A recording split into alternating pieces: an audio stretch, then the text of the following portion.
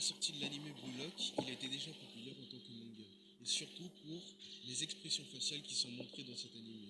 La façon dont les yeux sont présentés et la façon dont les émotions sont présentées a toujours été quelque chose qui a fasciné les fans de ce même manga, et on peut même le voir avec tous les edits qui sont présents sur internet. Cependant, il y a quelque chose qui a été très peu décelé dans la sphère du manga Blue Lock, c'est la signification des yeux dans cet anime. Mais si justement il existait une signification à ces yeux et quelque chose qui nous permettrait de savoir quel état sont les joueurs qui ont cette forme à chaque fois qu'ils se préparent à marquer un but ou tout simplement à jouer dans leur partie. Et ces types d'œils sont différenciés en deux catégories.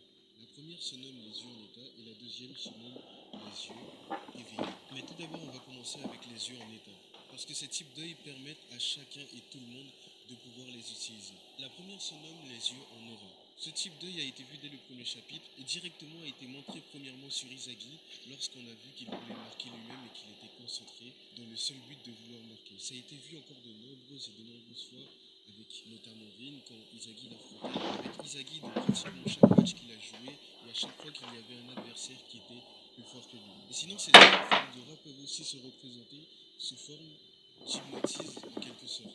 Bachira et Izagi ont été les tout premiers à l'obtenir car ce sont les seuls qui étaient excités dans le premier épisode lorsque la situation était totalement stressante.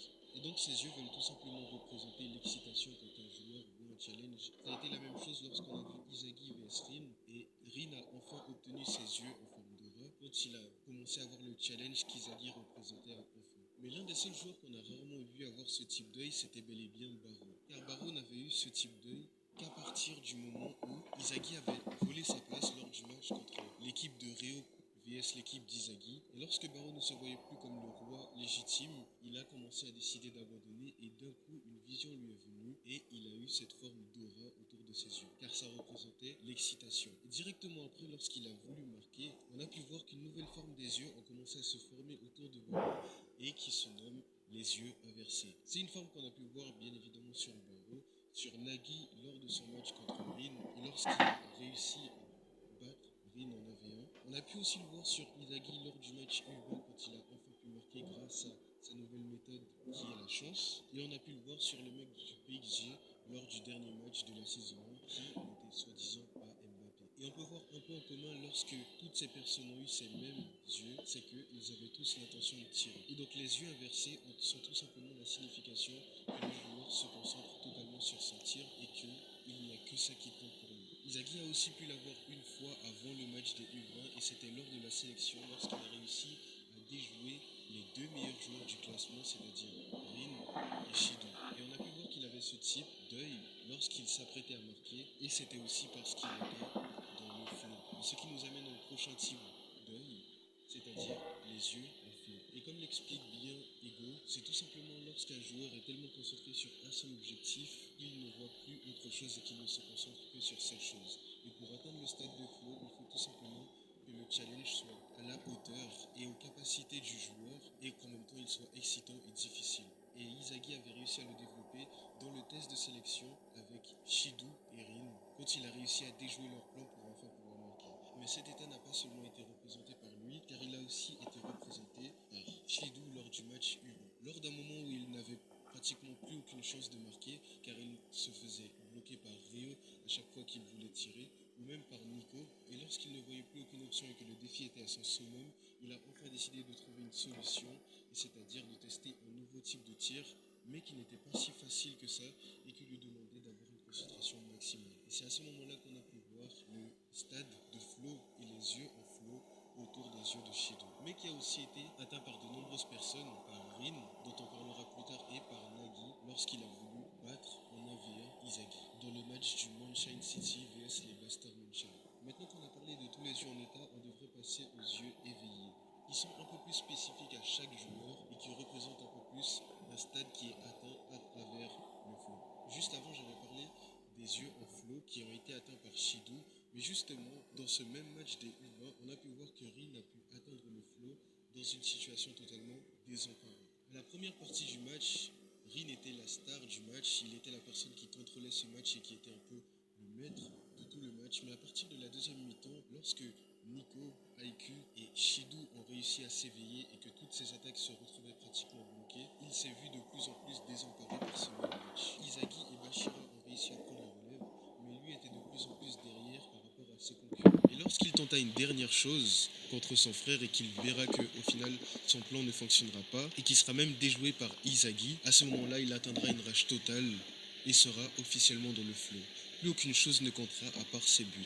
Ni Inzaghi, ni son frère, ni gagner, mais seulement ses buts à lui. Et d'écrire son nom pour pouvoir être maître de sa propre histoire. Mais Rin n'est pas le seul à avoir un type d'œil qui est bien exact à lui. On a aussi les yeux suivants qui sont nommés les yeux de prédateur. C'est un type d'œil qui n'a été débloqué que par quelques personnes, dont Barrow et dont Kaiser. C'est un état qui joue avec l'ego pur et surtout avec l'ego de quelqu'un qui se voit comme quelqu'un de très grand. C'est-à-dire Barrow qui se voit comme un roi et Kaiser qui se voit comme un empereur. Et ce type d'œil est amené grâce à un style de jeu qui est bien exact à Barrow et Kaiser. C'est un mode de prédateur un peu comme un lion qui attendrait tout simplement que sa proie baisse sa garde. Et les fois où on a vu que Barrow et Kaiser ont eu ce type d'œil, c'était lorsqu'ils attendaient patiemment que leur cible baissait leur garde pour pouvoir marquer. Lorsque Kaiser a pu utiliser son type de but pour pouvoir marquer alors qu'il était bloqué par Lorenzo et IQ si je ne dis pas de bêtises. Et Barrow qui a aussi réussi à atteindre ce stade alors qu'il était bloqué par Kaiser et même par Inzaghi. Et je dirais même que tout ça est très spécifique à Barrow et Kaiser car ils ont tous les deux un style très offensif comparé à Inzaghi qui a un style assez défensif et Kaiser car ils ont tous les deux un style très offensif comparé à Inzaghi qui a un style assez défensif comme attaquant. Maintenant qu'on a parlé des avantages de Rin, Kaiser et Barrow, il nous manque une qualité qui est spécifique à des personnes qui sont beaucoup plus analysatrices sur le terrain de jeu. Je nomme la métavision. C'est une vision qui est utile en attaque comme en défense car que ce soit dans les matchs des U20 ou que ce soit dans les matchs de la Neo Egoist League, elle a pu servir pour attaquer comme pour défendre. Et elle est spécifique à des joueurs comme Nico, Kaiser,